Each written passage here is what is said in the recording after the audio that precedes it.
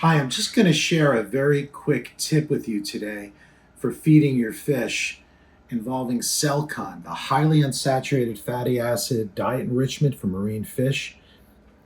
Basically, people that feed freeze dried material to their fish, whether it's brine shrimp, daphnia, copepods, cyclops, decapsulated brine shrimp, mysis shrimp, might just reconstitute it in a little bit of fresh water.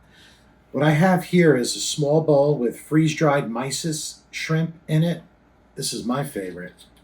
And you're going to mix it with pure Selcon.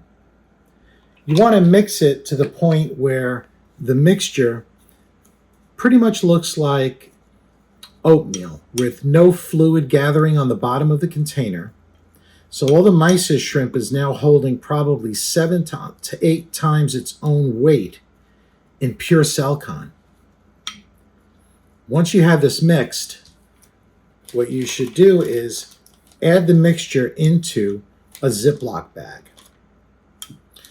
This is going to basically keep it fresh. It's going to keep it available.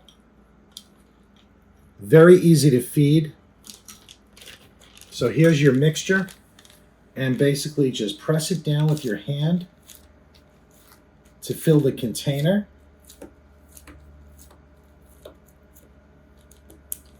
And put it into your freezer. Here's one that's frozen. And when you want to, you just pull off a certain piece, put it into some fluid, let it defrost, drop it in with your fish. And not only will you be feeding your fish a very high nutrient rich material, but you'll also be putting some Selcon into your water for your filter feeding invertebrates.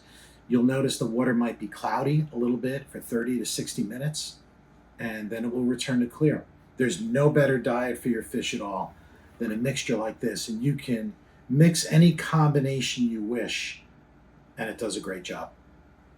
For more information, go to www.americanmarineusa.com.